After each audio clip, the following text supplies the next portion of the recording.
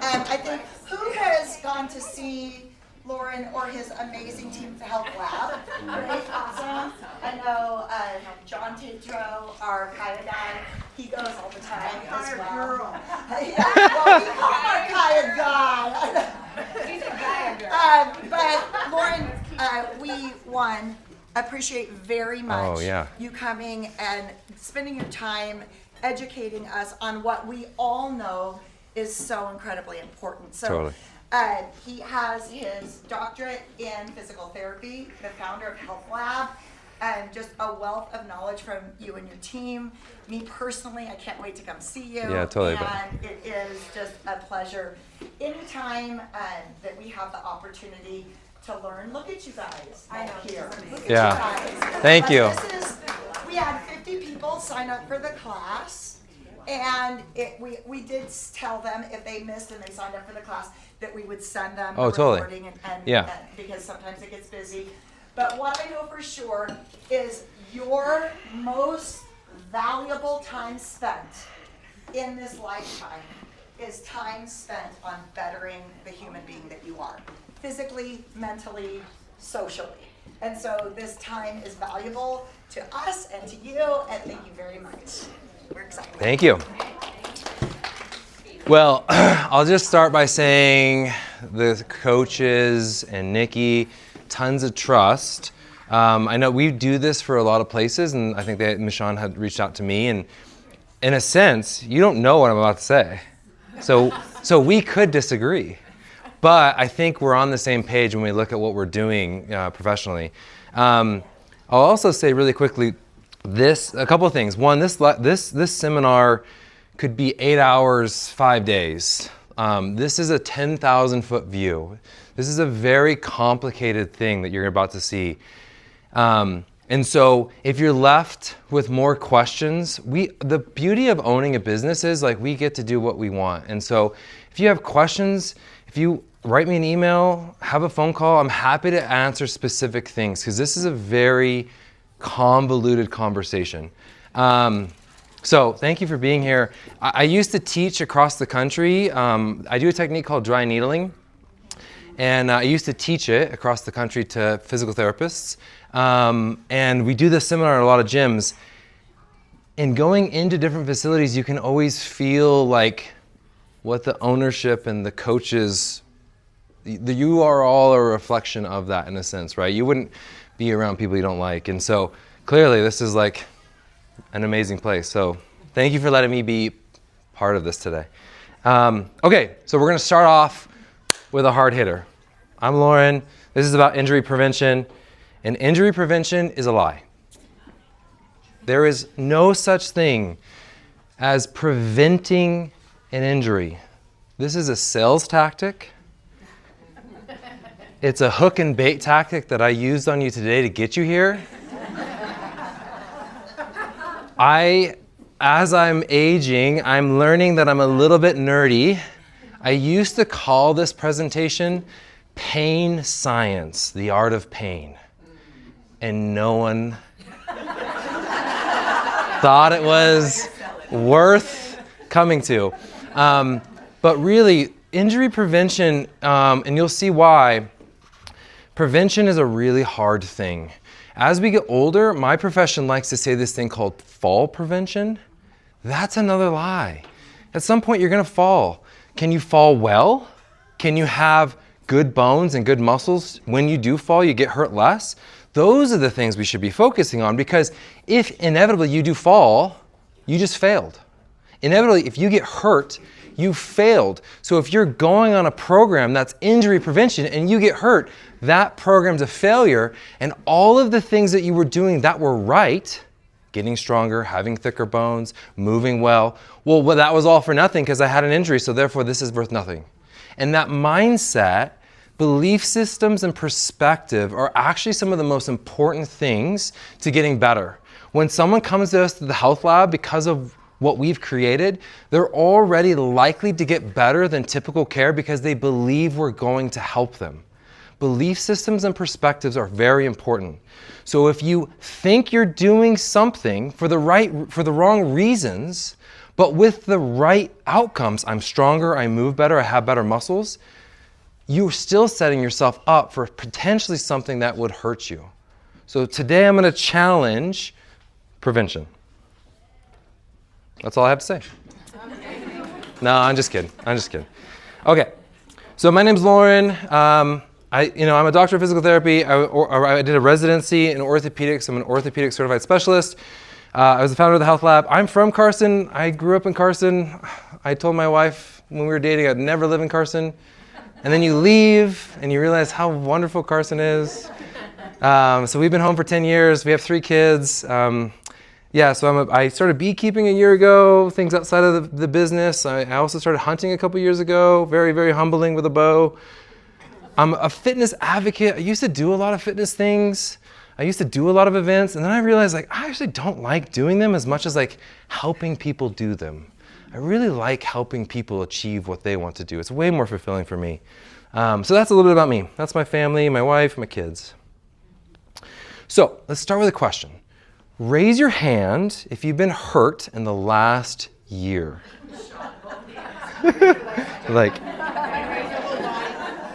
Okay, good. Keep your hands up. But I want you to put your hands down if it was due to a traumatic event. So you got hit by a car, you fell off your bike. If it was nothing specific, keep your hands up. Okay? Good. Perfect. Keep your hands up if you know exactly what caused the injury. I did this, and that caused this. A 1-to-1 correlation. Okay? Confidence in your injury. Perfect. We get that. You can put your hands down. We get that all the time. People come in and say, everything was great. I was doing this. This hurt me. The problem with that is, okay, so we have a story here. So we're going to build a story. So chapter 1, it's called the story development. None of these people in this story, this event, this is not a real person, but this is what we see in the clinic all the time, and this might connect with you as well, okay? So, meet Hope. Hope's a 36-year-old female. She owns actually a gym, and she's super fit, okay? She came into the gym one day, went to lift the barbell off the ground, and her back went out, right? There's the event. You raised your hands. I know what happened. I lifted the barbell, and it hurt my back, right? She believes she must have lifted it wrong, and she wants to work with us to work on her lifting mechanics so that she doesn't have this come back in the future.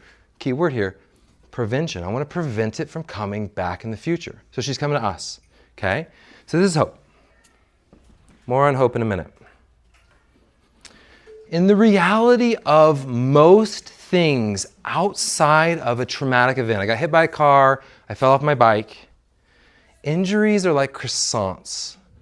I used to say onions, but that was less enjoyable. So there's hundreds of layers, right? Tens and dozens of layers. And so when we have an injury, even in the moment of an event, I was lifting something and I hurt myself, there's still layers that get to that point of injury. Most injuries that are not traumatic are this.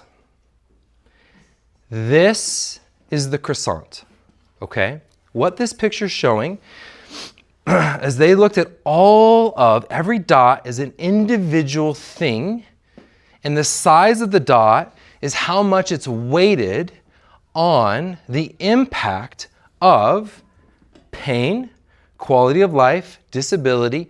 The center is the injury.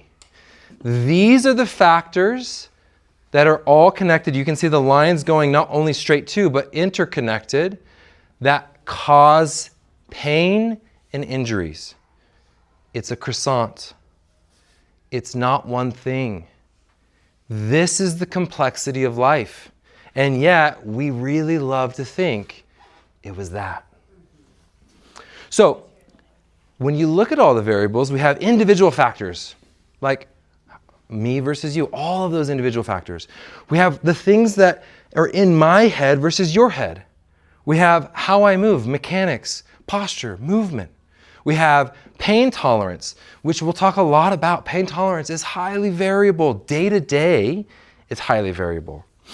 We also have tissue issues like my degenerative disc disease, like my arthritis, like my partial rotator cuff tear. But if you think about that, that's only one component of this croissant. We also have lifestyle factors, sleep, diet, relationships. We have perspective. Well, when I was a kid, I had this event and it gave me the perspective of this that I don't even really think about, but it impacts my injury. We also have social and work environments. So when I was at a clinic back in the day, the technician, the physical therapy technician, she'd been there for a very long time, and I was like this new physical therapist, and every person that walked into the clinic, she would give a negative belief system about exercising with the physical therapist. Oh, you ready for some more torture today? That built a social belief and perspective that what they were getting into was actually not that great and wonderful and helpful. How do you think that impacted their pain and belief system? Well, as the young PT, I'm like, hey, you gotta stop saying that. And I was looked at like the punk, crazy guy, like I'm just trying to build relationships. Like you can do it in a way that's not actually detrimental to what we're trying to achieve here. Because what we believe and our perspective and how we talk is incredibly important to all of these pieces. So our culture really likes to weigh two things: how you move and your tissue issues. I've got this on my scan, and so therefore I've got to be really cautious with how I move because I'm more vulnerable.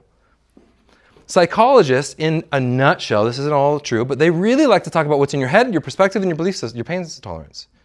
So if we took every medical or every non-medical professional, the weight of each category would be a little different, right?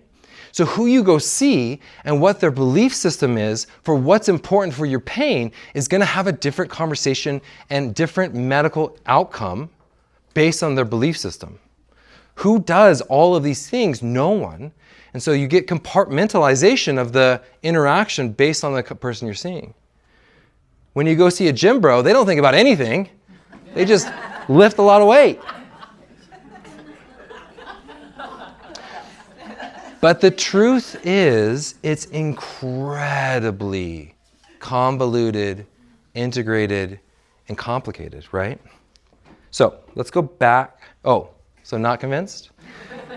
I think everyone's had that, and I had this moment. So everything's great. You go to sleep. You wake up in the morning, and you're like, gosh, I slept wrong. I crinked my neck. Right? Or I'm like, I went to go pick up something so risky, and I tweaked my back, right? So it's like, how do I prevent that in the future? Right? It's like Superman trying to pick up a tissue. Let me show you some biased data. We can show you tons of stuff with what we want to believe, but I think that this is some challenging pieces to prevention and one piece that would cause an injury. So this study was looking at smartphone use. And you've heard now text neck, and there's even this. Oh man, you'll see the news outlets. They'll highlight a piece of an article. So they did imaging X-rays of cervical spines, and they looked at the youth, and they found that there was this big bone spur that was occurring at the base of the neck, and they said it was correlated with teenagers being on their phone. What they didn't show is older population had the same thing, and it wasn't associated with pain whatsoever, right? But we've got this cultural belief system that text neck is a thing, and the more you're on your phone, the more likely you're gonna have neck pain. This study and many others find that actually the amount of cell phone usage was not correlated with neck pain. That neck pain was mostly correlated with how active you are and how good your sleep is, right? So again, think about the croissant. This study was looking at chronic low back pain. You get chronic low back pain, and they did meditation, and they had significant improvements in chronic low back pain with meditation. Well, if it's all in your tissue and it's all in your how you move, why in the world would meditation help your low back pain? Maybe there's more to it than just those two factors.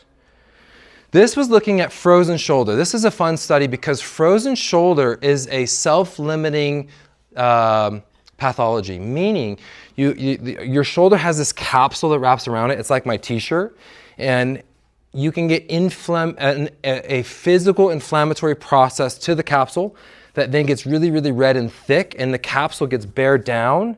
And so now I can't lift my arm. It's frozen. Over time, 5 to 18 months, that thing will go away on its own. So you can do some stuff to make it feel better. You can do some stuff to get some strength back as it's unfreezing. But at the end of the day, it will end on its own. It's a 5 to 18 month time frame. That's a huge variability person to person. One of the strongest predictors of it was their belief systems, their psychological profile. So we have a physiological thing going on in the shoulder, and yet how they thought about it was a huge impact on how long it lasted.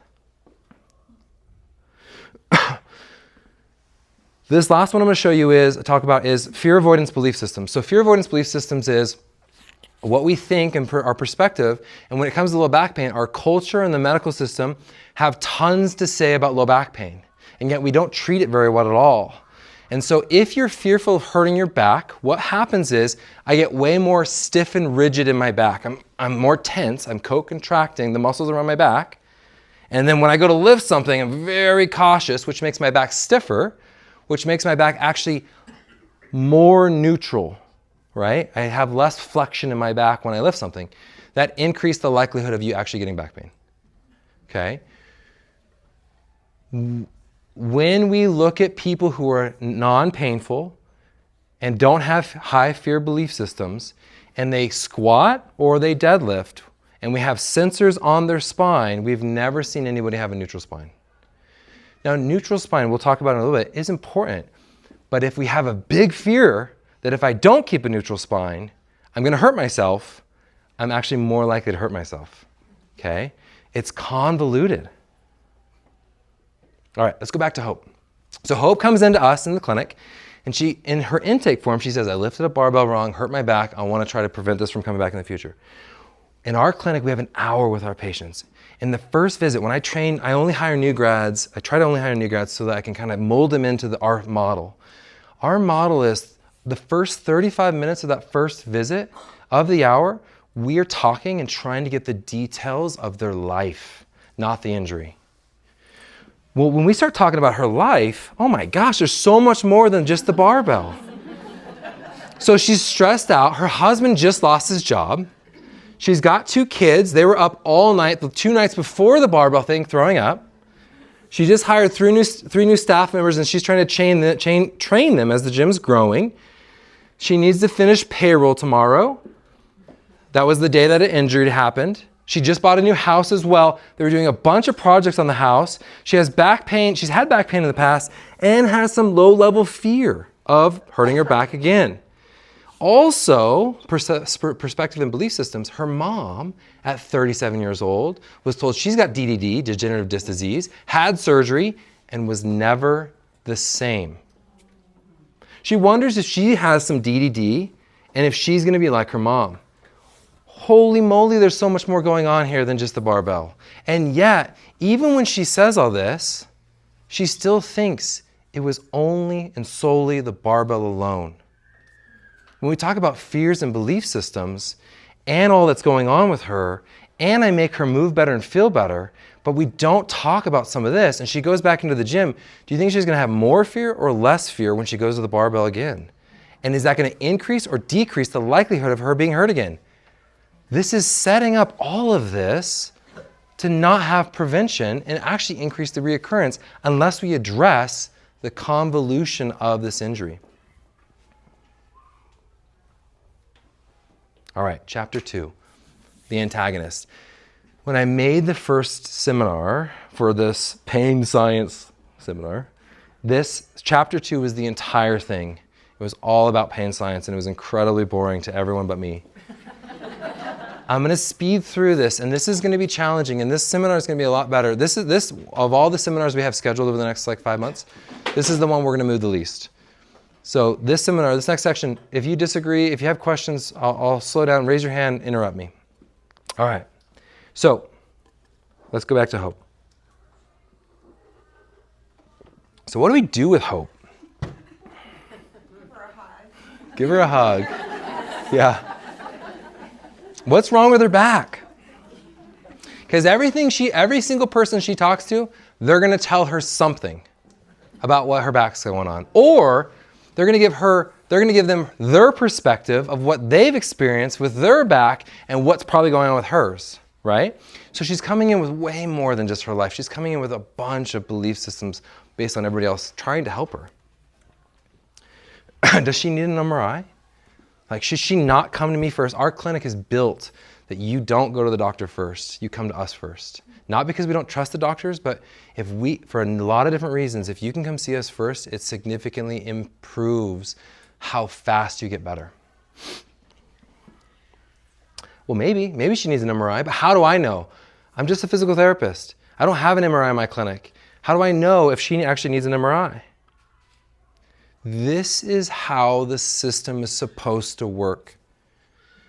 We have really, really, really clear clinical exam functional limitations, meaning if you have back pain, you need surgery. If you have loss of bowel or bladder function, you have numbness in your groin region, you have unremitting pain throughout the day, and you have progressive weakness of a limb, not the back, limb. So if you come in and you say you have those 4 things, okay, let's go to the Rock Express, let's go talk with the doc, let's get the MRI, let's do that. If you have shoulder pain and you have a complete tear of your rotator cuff, it's the easiest exam in the world. They come in, I move them, ask them to hold it. It's called the drop sign. If they have that, they need surgery. It's a 5-minute free consult with us. You gotta go do that, okay? So on the clinical exam, for every single orthopedic condition we have key findings that you need surgery. If you do have those findings, we need to use the MRI to confirm the anatomical change we think is going on based on your exam. And then you go get the anatomical injury fixed that we saw on the MRI in surgery. Then you come back to us and then we'll start the rehab process, right? What's happening right now, for a number of reasons, there's no blame or pointing any, what's happening now is you have pain, you go get an MRI. No clinical exam typically. Even if your clinical exam doesn't match the medical findings that you need surgery, a lot of times we're still getting an MRI or x-rays, right? You were then diagnosed based on the MRI, and I'll tell you why that's dangerous. Then they go fix the anatomy. We're missing a piece here, which is that clinical exam that means I know you need surgery based on your exam, not based on your MRI. Remember, we have a culture, both culture and medical system, that has a very strong bias towards how you move and how your tissues look. We have a society, because of this, that's built on pain. So if you have damage, or if you have pain, it's because of damage. And if you have damage, you have to have pain, right? But we go back to the croissant, it's way more complicated than that, but that's kind of how we've built the society. This model, it's a medical model called the pathoanatomical model. It's a fancy word to mean you have pathology of your anatomy, so therefore you must hurt. Here's the problem with it. I could give you 200 research articles. This is not biased data.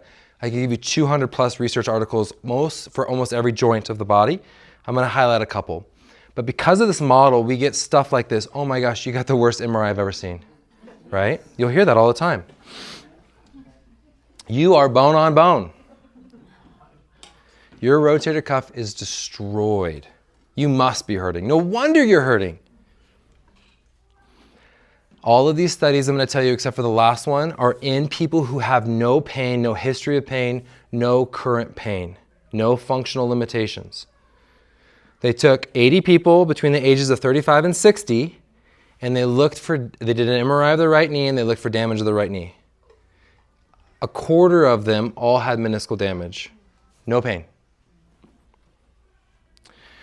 when we look at arthritis, meniscal damage and arthritis are kind of one and one. If you make the smooth surface less smooth, it's rubbing on the meniscus, you're going to have impact on the meniscus. What they did is they did 41 studies, youngest people to oldest people, and they looked to see if they had arthritis in their knees. It only got worse over time, but it was also present in the young people too. So this is all in people with no pain. We'll talk about arthritis later. MRI studies, they looked at, they combined 33 studies. There was 3,000 people in the studies. They all had no back pain. I highlighted based on age. So based on the dysfunction. So a disc bulge, 37% of the 20-year-olds had disc bulges. 96% of 80-year-olds had disc bulges.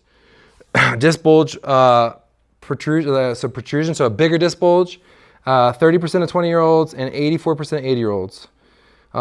Protrusions, it just keeps going. So 29% of 20-year-olds, 43% of 80-year-olds. Annular fissure, the disc has now ruptured. 19% of 20-year-olds, 29% of 80-year-olds. So in some sense, it only gets worse as we go in this life. And yet that doesn't guarantee you're going to have symptoms because every one of these people had symptoms. Or had no symptoms, I'm sorry. Shoulder. So 96 people in the study. They did MRIs of their shoulder. 19 years old to over 60 years old. 34% of them all had rotator cuff pathology, tears, partial tears, full tears, no shoulder pain. 15% were full thickness, 20% were partial thickness. As you got older, you were more likely to have tears. That's what they found. This is the fun study. So they had people with shoulder pain. They said, my right shoulder hurts. They did MRIs on both shoulders. This shoulder does not hurt. 98% of the same anatomy damage on both shoulders. So rotator cuff tendinopathy, partial thickness tear, full thickness tear, subacromial fluid, AC joint alterations, AC joint spurring, labral tears. The shoulders both had the same anatomy damage and yet one only hurt. Why is that? If pain equals damage and damage equals pain, why are all these people pain-free?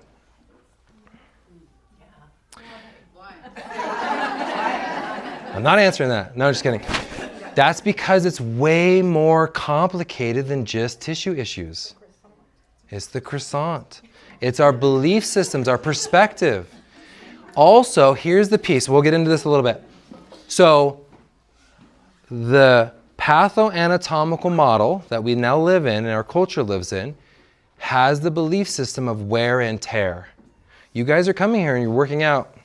You guys were active when you're young. Your bodies are going to feel it later. That's our culture, right? That's actually completely wrong. So everybody's body naturally over time is wearing out. It's the process of aging. Rotator cuff disease, rotator cuff tears, disc herniations, arthritis, meniscal tears, they are all part of the process of aging. When we look at that process over time, the people who have the worst progression of dysfunction are the people who were sedentary and the people who had a highly ultra-processed food diet. So when we have a culture that tells us being active is going to result in worse damage, therefore worse pain, it affects our perspective. And we have a medical system that then takes imaging and diagnoses people based on the picture when we don't know if that picture was there before the injury even started, and yet they're diagnosed with it, changes their perspective belief system, and then therefore encourages the process to fix the anatomy. The best thing you can do to make the line of body wearing flatten so it doesn't happen as fast over time is to move a lot, work out, and to eat as the least amount of ultra-processed food diet as possible. When you looked at the arthritis study, the biggest progression of arthritis in the body is an ultra-processed food diet. So our culture is a huge component of this, right? The other thing to talk about is we have this belief on the MRI that it is a gold standard. If the doc writes the thing up and I read it, it therefore must be true. And that even in itself, it's an art. Medicine is art. It's an opinion. And it's not always true. So they really gave the benefits to the MDs in this study. They had 4 MDs, and this is nothing against the medical system or MDs. We just have to know what process we're living in so we can be more aware. So when we have these conversations with people, the docs and stuff, we can have some better knowledge. They did 52 MRIs on lumbar spines. They had 4 doctors, and instead of just giving the MRIs to the doctors and say, hey, tell me what you see, they said, we only want you to look at these 10 things. And we want you to tell we want you to tell us what you think. So they really narrowed the window down of what the doctors were even looking at.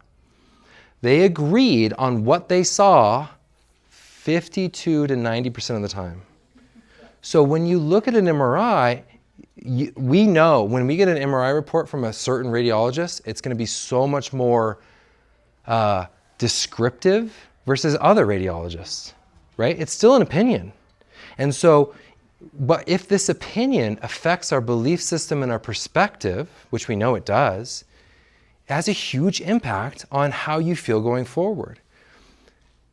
When we take a bunch of people, and we've done this, and they all have back pain, and they have none of the 4 signs and symptoms that they need surgery.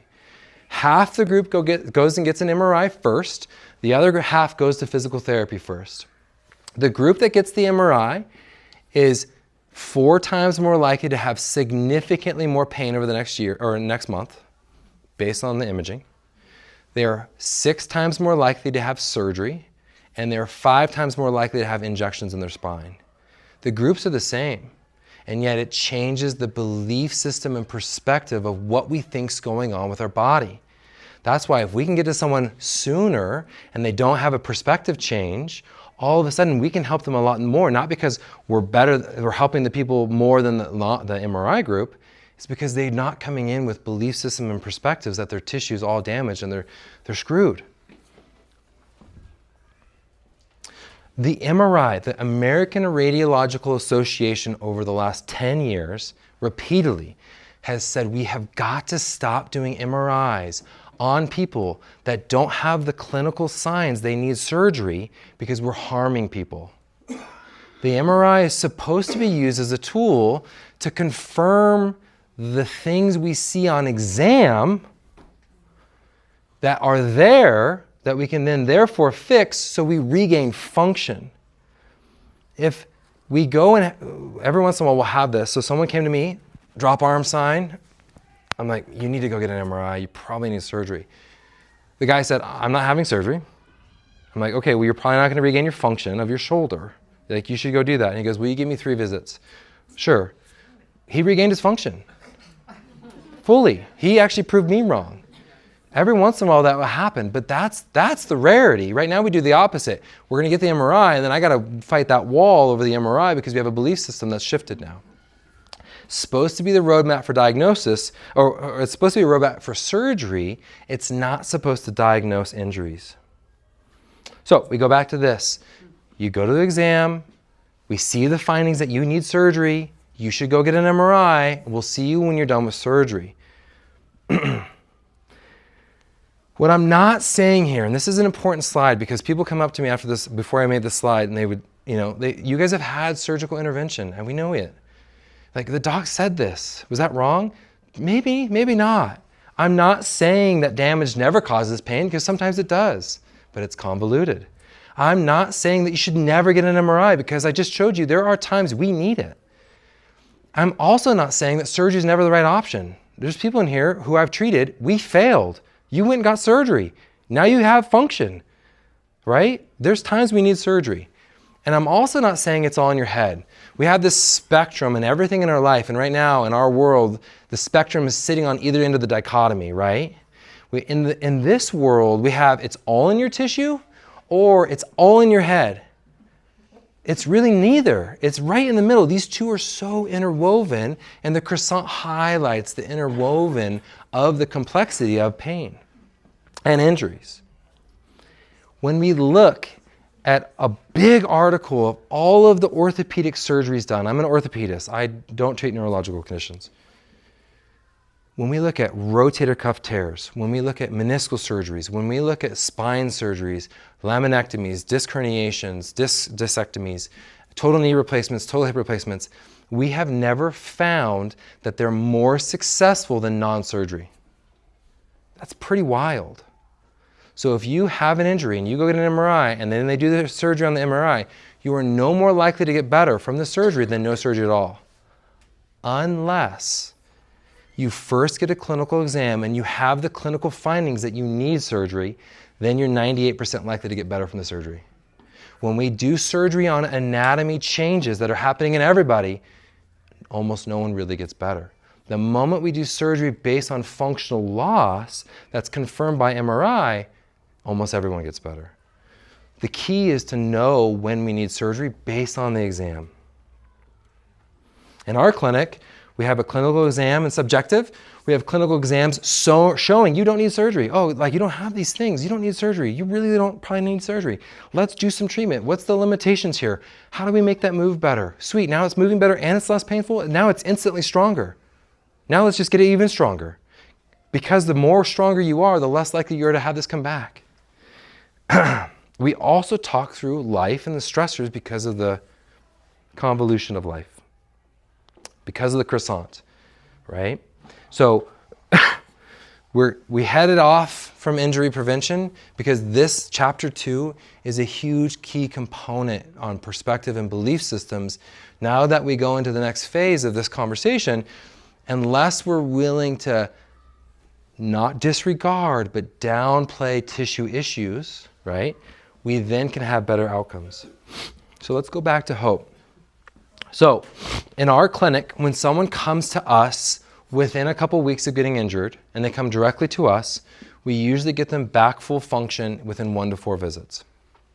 So let's say 1 to 4 visits, she's back to normal. She has connected the season of life that she was in with her injury, right? She's glad that season of life's over. She then leaves the clinic saying, I want to work on lifting mechanics so that she doesn't get hurt again. She still's got this prevention thing in her head, right? She's better, she's back.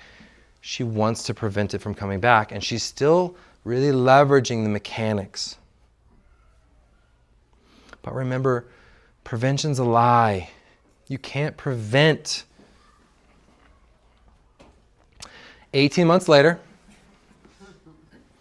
Hope's lifting mechanics are better than ever. Husband got a new job, sweet, but he's working 60 hours a week. Oldest kid broke his leg, bought a new building for the gym, new location. She's been training a lot more because it always works out this way. The moment you set a goal for yourself, like I'm going to do a competition or an event, right? That's when life gets a little crazy too. So she's training more than usual because she's got some goals for her own. Guess what? Nothing happened this time. She just woke up in the morning with back pain again. Dang it, I slept wrong. It must have been the bed. Chapter 3, the hero.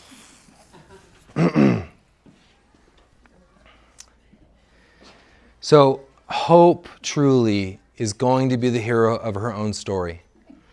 And you can be the hero of your own story too. We're not victims of the circumstances, but we do need tools to work through these circumstances. Part of my job with what we've created at the Health Lab is to help work on the tools more than anything else. Yes, there's things outside of our life that we can't control, and yet we have tools for them. Remember old Hope. She had this belief system that if she worked on her mechanics, she would not have this thing come back, and yet she had all of these things going on in life. Hope's biggest mistake was thinking when this season of life ends, everything's going to be okay. As if it's not going to come back again at some point, right? If we could change her mantra, we would say, when the next season happens, I'm going to be better prepared.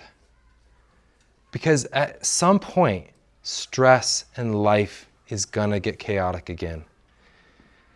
And when it does, if I have the tools and the thoughts and the knowledge and the perspective, the likelihood of you getting injured is significantly less.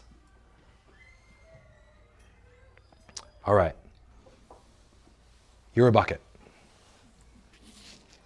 This is the analogy for injuries. So on this analogy, we have life stressors. And every single life stressor is an individual faucet. I got 3 kids. I got 3 faucets for just them. There can be external factors that turn the faucet up, so water flows heavier. There can be internal factors that turn the faucet up, that make the water heavier. You can also turn it down. The water flows into the bucket. That's the life stressors: physical, mental, relational, financial. There's also buckets that are plugged into the bucket and they exit the bucket. They can be turned up or down. When we look at life stressors, it's like relational problems, work problems, poor sleep, media fatigue, poor sleep, financial stresses, right? And then on the things that are emptying the bucket, we know really clearly. It's fun when like science and nature come together. Being outside, it's offloading. Having a higher belief system in faith. So regardless of the faith that you have, if you have an active prayer life or an active higher being life, we know that that's a de-stressor. Exercise. Having a higher purpose for your life. As you shift your season of life from working 40 hours a week to retirement, what's the new purpose? That's a different purpose, but there's purpose there. Having your higher purpose. When we teach people pain science education, that's an offloader. So when we teach this stuff to elementary school kids and we follow them through their 20s, the likelihood of them having chronic pain is significantly less than kids who don't get this education. So this education is a huge component of this.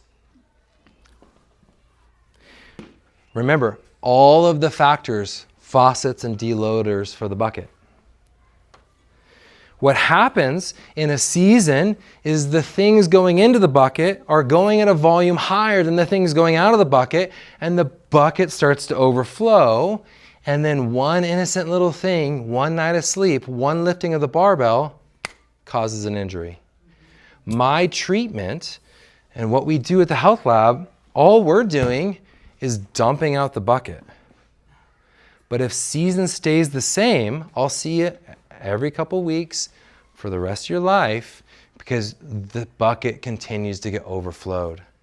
So part of our deal, our goal was really to give people this stuff so you don't have to be dependent on us every single time you have an injury. Or as life comes, you change the faucets so you're less likely to get injured so you don't have to come see us. Like truly, we want you to become independent of us, and this is part of it. If we're going to look to how to offload the bucket, there's a couple things that we can do. When we look at injury reduction, not prevention, let's say you have an injury. I have a back pain, I have a shoulder injury, and it goes away. For whatever you do, it goes away. How do we make it not likely to come back in the future? I can't prevent it, but how do we reduce it? Well, if I give you a stretching program, it is 0% likely to help you from it coming back in the future. Some studies even show it's more likely to have it come back in the future. Okay, so maybe I give you stretching. That won't help. What if I give you some balance training? So if I had you do some like Tai Chi, we know that's helpful, some balance, some proprioception, you're 18% less likely to have the injury come back. Cool. If I gave you strength training, it's 56% less likely to come back. So when we look at the lowest hanging fruit and you get hurt, and we hear this all the time, our culture says it, okay, I'm gonna start a stretching program. Well, why don't you actually get a little stronger? You can never be too strong. When we look at the long-term health of a shoulder, it's the mass of your deltoid. The bigger your deltoid, the more healthy your shoulder is gonna be. When we look at the long-term health of your knee, the bigger your quad, the more likely your knee is going to be healthy. When we look at the health of your low back, it's not your core, it's how thick these muscles are right here. Okay? So muscle mass is the biggest predictor of joint health.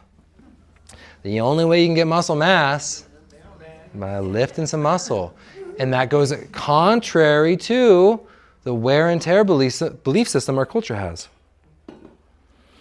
This is how we think of it. The more muscle mass you have, the bigger your bucket gets. So when life happens and the stressors start to flow, you got more volume for the bucket to fill, hoping that the season's going to end and then it's going to start to regulate evenly or maybe in net neutral again at some point before it overflows and causes an injury. So the more muscle mass I have, the bigger my bucket. So when the season comes again, I've got more capacity to take on that load. So hope gets stronger. And that's what all you're doing here. If I can encourage you in one thing, it's this. Getting stronger, not being fearful to get stronger, is one of the best things that you could do.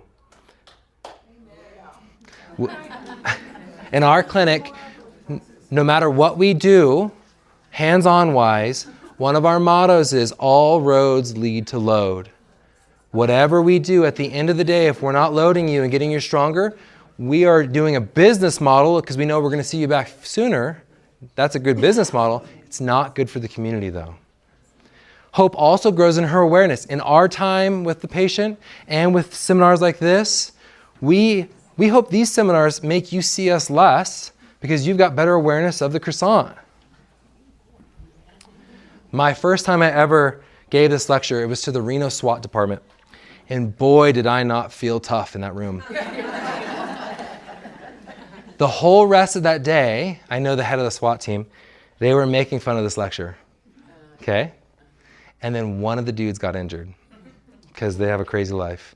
Came and saw me, got better, and the whole perspective and belief system changed. He saw it, he felt it, right? Now the SWAT team comes and sees us. It's a joke until you experience it. I think you've all experienced it, and this is the beauty of how injuries occur. When we talk about not being a victim of the circumstances, this is maybe more, even as valuable as the strength. So there are thousands of ways to do this. My way is not better than maybe you have or a friend has. What we encourage people to do in the clinic is to write down on a list every single stressor they have in their life. And what's wild is everyone says, I don't really have any. And then when they write down the first one, they go to page 2, right? Now, acknowledging stressors without an action plan actually is burdensome. So if you stop there with the awareness, it actually is harmful. The next step to do is to take that list and make 2 columns. Things I have control over, things I don't have control over. The things you have control over, you now have a list for an action plan of things you're going to start taking control over. Like, Hope's husband lost his job. In a sense, she does have she can help him, right? Or maybe she can't. That list for every individual person is going to be different. But now all of a sudden I have an action plan. On the things I have no control over, the first step of knowing is actually accepting you don't have control over them. That in and of itself deregulates the stress and offloads it the moment you accept it. So she starts to let go of the uncontrollable things. But first you have to be aware of what they are and that you don't have control over them. The old Alcoholics Anonymous serenity prayer is exactly this. God, grant me the serenity to accept the things I cannot change, the courage to change the things I can, and the wisdom to know the difference. This is exactly a component of offloading the season of life. So the moment you have all these faucets turned on in your life, and they're all flowing into the bucket, which is bigger because you're stronger now, and you accept some of the things that you don't control, that faucet turns down, and it stops loading the bucket so aggressively. The other components is she really works to reduce her ultra-processed food diet. When you look at the derangement, the disease state of the body, we know that sedentary lifestyle and ultra-processed food diet are the most toxic things to the body. So she starts eating a little better, right? She owns a gym. She lifts well. She's cleaning up her diet. She's actively seeking out relationships that are good for her. So like what you have here truly is more, it's not a gym, it is a community, right? And in that you have people that half the time you don't want to come, you know that your partner is going to be there and you show up. Part of that, really what you're paying for is some of this. Like this is so much more important. You just happen to be lifting, right? And working out. This lets you offload some of the stressors. She actively works to improve her sleep. So when we think about the pain, on the croissant, there was this lower part that had pain. Sleep is the most impactful thing for pain and health and wellness. If you don't have a good sleep pattern, it doesn't matter how well you eat and how you work out. In a different realm, there's the CrossFit world, and they have this pyramid of all the ways to be healthy and fit. And the base is nutrition. I think it's wrong because the base really is sleep. When you get poor sleep and you eat well the next day, your blood sugars are going to be pre-diabetic. When you get poor sleep, your pain pressure threshold, which is a wild science thing, they have this big machine that's got a big pointy adjustable end on it. They push on your thigh and they push as hard as you can tolerate until it hurts. Boom, ow, hurts. And it has a poundage of force. That's how much you can tolerate. The one bad night of sleep, your pain pressure threshold goes down 18% the next day. So when you're stressed out about your MRI and you're stressed out about this and you're stressed about finances and the next day you hurt more, we don't think, oh, it's because I slept poorly. We think because my disc must be more herniated today, right? And yet, a lot of this is sleep. Sleep is a huge piece that we could do a full day on. The biggest pieces to sleep is having a dark room, less than 65 degrees temperature in the room. Being consistent with your sleep is more important than volume of sleep. So I'm gonna go to bed at 9:15 and wake up at 6 every day. Even if I had interrupted sleep, that is actually more helpful than the full length of sleep. So there's a lot of factors that we know are very helpful for sleep. So hope has not prevented this from coming back, but she's reduced it from coming back. Prevention is a lie. Hope is now better equipped when it comes back, if it comes back, to go away faster. So the moment I get back, she gets back pain again, and she doesn't start thinking about her mom, and she doesn't start thinking about her lifting mechanics, but she starts thinking like, man, it has been pretty stressful lately, and I haven't been sleeping very well. So that does make sense that my back's hurting a little bit. That completely and radically changes how much she avoids, how much she moves, where does she go for care. That then therefore impacts how quickly she gets better. Prevention's a lie. It's incredibly complicated. It's the funnest thing when people come in, and maybe it's true, but they're so convinced they know what caused it. I'm like, cool, tell me. Well, and they have this crazy story, and then it was this moment when they picked up the thing, their kid's toy off the ground that just went out, right? Like, you were pretty frail and fragile. You shouldn't move if it's just the kid's toy. You do have some control over this, though. There's a lot of pieces that you can control. Also, we would love to think reduction over prevention. So there's that old motto in saying, an ounce of prevention is worth a pound of cure. Reality is an ounce of reduction is worth a pound of cure, right? The more things you can do with sleep and nutrition and healthy relationships and the stress log, it's going to make this so much easier. You're going to lift more weight. You're going to get stronger. You're going to be less likely to have injuries in the future, but not no injuries. Chapter 4, future full of hope. So the best things that you can do is take your daily meds. Mindfulness. How is my season of life right now? Where is my season of life going? We're hiring a new physical therapist. There's some new faucets. Interaction with a new human being, finances to fund her in the beginning. There's new faucets in my bucket. So I'm volitionally turning down certain faucets. I'm going to be off my phone more. I'm going to work out a little less intense, not less, but less intense. I'm going to do a couple things to keep the homeostasis of my bucket neutral, knowing there's a little increase in the flow into my bucket with other faucets.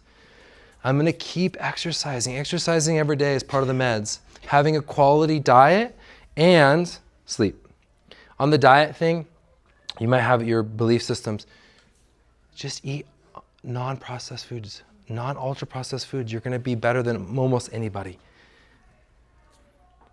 If you're in a season of stress, acknowledge the stressors, process the action items, release control of the uncontrollables, keep going to the gym. So often you're like, this season of stress, it's too stressful, I'm going to stop going to the gym. And you're like, okay, you just lost your social support system. You now have reduction in blood flow and fluid dynamics in your body. You're going to feel worse. You're going to sleep worse. You're probably going to eat worse. That's the worst option you could make. Dial back the volume of intensity 20-30%. So keep going to the gym. You don't have to beat your partner. Just go a little easier and keep moving. That's great. If you do, or when you do happen to get hurt, we used to say RICE. Rest, ice, compress, elevate. There was one study that showed that was effective. That same research group did a bunch of more studies and none of them were effective. And yet RICE is such a catchy little term. So everybody comes to me like, I've been elevating it and icing it, and like it's still swollen. What we want to do in the first 10 days is peace, protect it. So if it is really sharp and hurting and giving out on you, put an ankle brace on. Protect it. Elevate it. That is a helpful thing to do. Get it above your heart as often as you can.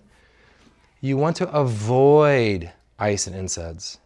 So our body has a beautiful mechanism, which is the inflammatory cycle. The inflammatory cycle is not bad. It's actually healing. When we're having a poor lifestyle and poor diet and we're chronically inflaming our body and our inflammatory system is running nonstop, the inflammatory system is just response to what we're doing. It's not the problem. We blame the inflammation, right? If we change our lifestyle and it reduces our inflammatory process, now all of a sudden the inflammatory process isn't there. When we have an injury, the inflammatory process is meant to heal. If we take non-steroidal anti-inflammatory drugs, that stops the inflammatory process. It's not helpful. Also, ice is non-inflammatory. It stops the inflammatory process too. Not helpful. Let the process flow and happen. Compression and elevation of RICE are the only two things that are effective. Okay? But also education. Education isn't like, what's going on? Let me look up the anatomy. Let me Google it. It's fine. Do it.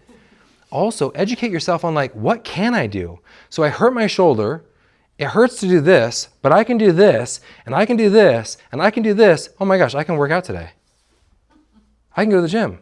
If it's this workout, I'm just going to avoid that. I'm going to do something else. Educate yourself on doing as much as you can so that you can keep the fluid in the system functioning. After 10 days, we're going to love it. We're going to load it. We're going to keep exercising it. Okay, that used to hurt my ankle when I did it a week ago, and now I'm back in the Kaia, and as I do that, actually it doesn't hurt, so now I can do it. I'm going to start loading it progressively over time. Part of our job at the clinic is to help people figure out what they can and can't do so that they can keep doing it, and as they get the list that they can do is more and more and more, now all of a sudden they're just normalizing their life. Perspective and belief systems are a huge component to outcomes. Optimism actually is a huge piece. So if you're talking to someone who's going to be really negative about your injury, you really honestly should just stop talking to them for a little bit. Truly. My wife, every time she was pregnant, she hated being pregnant.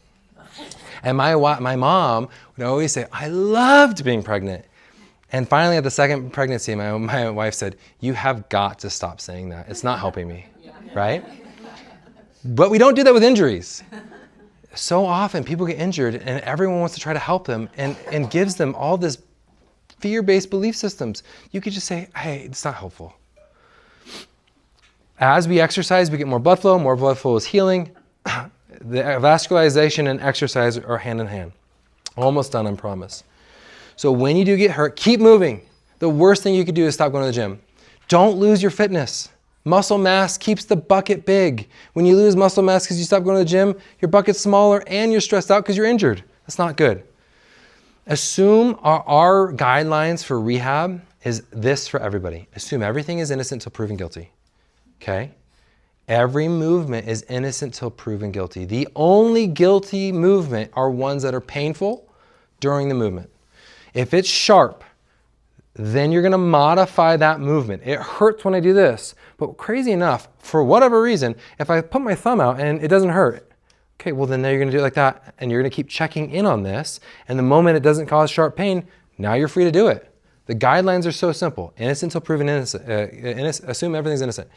You're going to modify around sharpness, but if it's achy, sore, tight, awkward, stiff, weird, you're going to do that movement. And if it becomes sharp, then you modify. If it doesn't, great. You're going to do that for the day. Remember the croissant.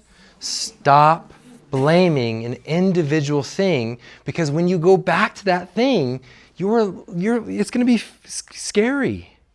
Right? If you lifted and you did something that's good for you, and it happened to be the last thing that breaks the camel on the straw on the camel's back, when you go back into that thing, you avoid it.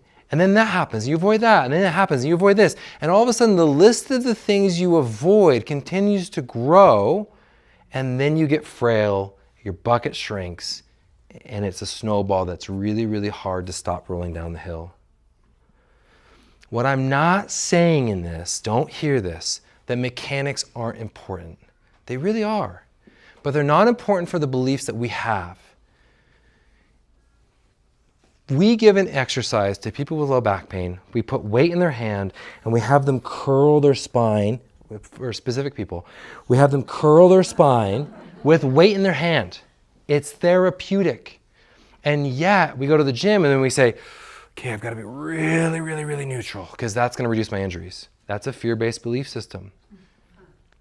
When we're loading towards 1 rep max, the most of my ability that my body can lift, I want to have a neutral spine. Straight lines are strong lines.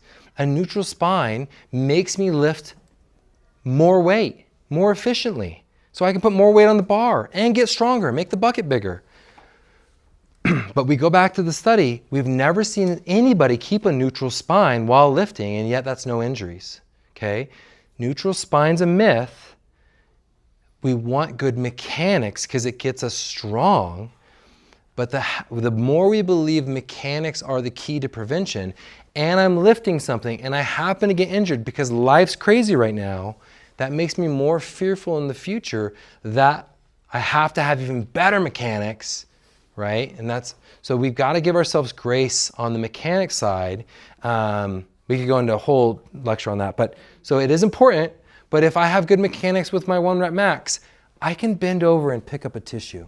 It's okay. This is the same rule I have for my wife. If you get injured, don't talk to us for 48 hours, okay? Because sometimes as you keep going to the gym and you keep moving and you explore what's going on and it gets better and it goes away because you're doing all the right things. You're doing peace and love, right? But after 48 hours, shoot us a text. Hey, I came to the seminar. I'm not even a patient, but this is what's going on. Do you have any recommendation? Like, we'll totally give you guys a recommendation. Like, try this, try that, try this. And if it goes away, sweet. Like, yeah, you don't have to come to the clinic. But if not, like, now we have access and communication. Oh, that will be at the end too. So, raise your hand if you've been injured. Raise your hand, and you can still believe this, if it was because of one particular thing. She still believes it. That's fine. It probably was. Last piece. I'm sorry, I went over. I'm a talker. This is the most important slide of the entire day. This is why the Health Lab was built. Everyone's going to pay a fee, okay? The lie that we're told is that you can do something to not pay a fee, and it's not true. 70% of Americans currently are paying one particular fee, and that fee is poor diet, poor sleep, poor lifestyle, low muscle mass. That creates chronic disease. So when we look at neurological diseases, metabolic diseases, cardiac disease, bone disease, 80% of cancers, they are strongly correlated with lifestyle and low muscle mass. The fee that they pay is 30 years of the medical system slowly bolstering their death. It's very uncomfortable, it's very expensive, and it's not functional, it's not enjoyable.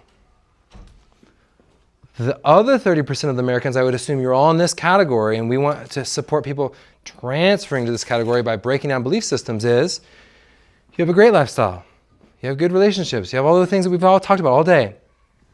And the fee you pay is a musculoskeletal injury once every 1 to 5 years. What we do is we have this belief system, and then what happens is a quick death in a sense. And this is a weird thing. But if we're all going to die at 75, the people who have a poor lifestyle, they're doing this death. Typically, you'll hear this all the time. I think it's just the funniest thing. 85-year-old was running a marathon and dropped dead. And we all go, oh my gosh, how sad. It's like, that's the goal. But yet we think, right? And we know as we have a good lifestyle, the likelihood of you having a chronic disease death, any of the things I just stated, are less likely to happen. The likelihood of you having a catastrophic event that ends your life within minutes to hours is more likely, okay?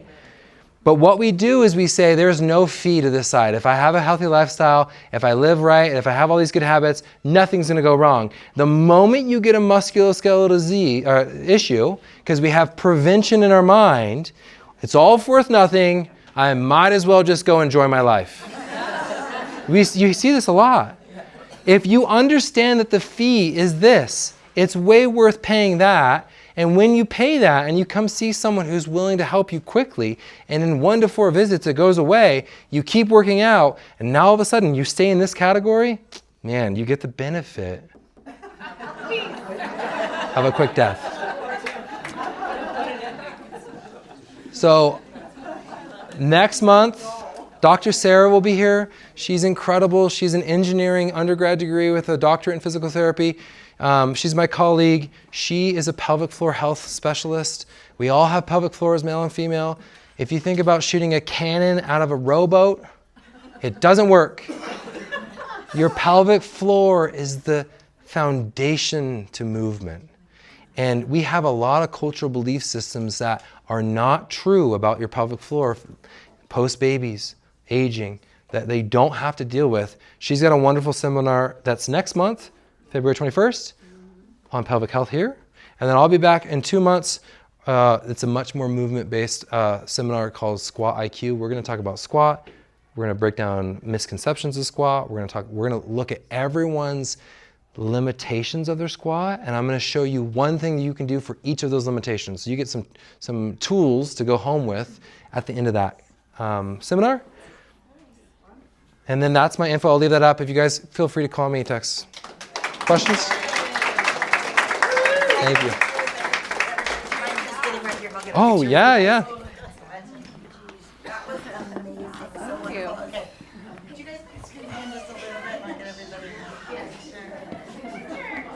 When you said ounce of prevention, my dad. Is it all the time? Well, it's so funny because I say it a lot and I was like, I've got to change that. That's how we end our workouts.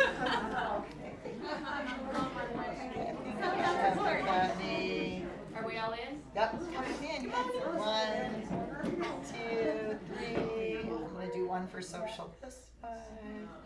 Perfect. 1, 2, 3.